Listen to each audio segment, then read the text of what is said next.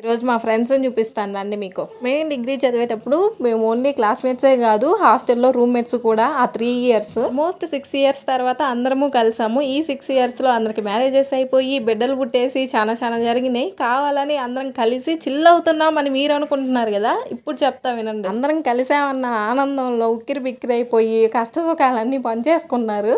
అక్కడికి ఇక్కడికి వెళ్ళి టైం వేస్ట్ చేయకుండా ఇంట్లోనే అందరం తలా ఒక పని చేసుకొని కూర్చొని తినేసాము. ఇంకా నా ఫ్రెండ్స్ అందరూ వచ్చిన దగ్గర నుంచి మీ పిల్లలకి ఏం సిర్లాక్ పెడతావు, మీ పిల్లలకి ఏం పాలు ఆపిస్తావు, మీ పిల్లలకి ఇదేంది అదేంది ఇదే గోల. ఓన్లీ మేమే కలిసి ఉంటే ఎక్కడికో వెళ్ళే వాళ్ళం. కానీ వీళ్ళ పిల్లలు ఉన్నారు చూడండి, సీల్ రాకస్లో మాట్లాడుకునే దగ్గర కూడా ఆఖరికి పిల్లలకి ఏం పెడుతున్నారు ఏం చేస్తున్నారు అనే. ఈ పిల్లలేమో కాసేపు కొట్టుకుంటారు, కాసేపు ఆడుకుంటారు, కాసేపు నవ్వుతారు, కాసేపు ఏడుస్తారు. ఈ పిల్లలు ఇంకా ఒకరికి 4 అయ్యారు. బుర్ర వేడెక్కిపోయి ఐస్ క్రీమ్ తిన్నాం.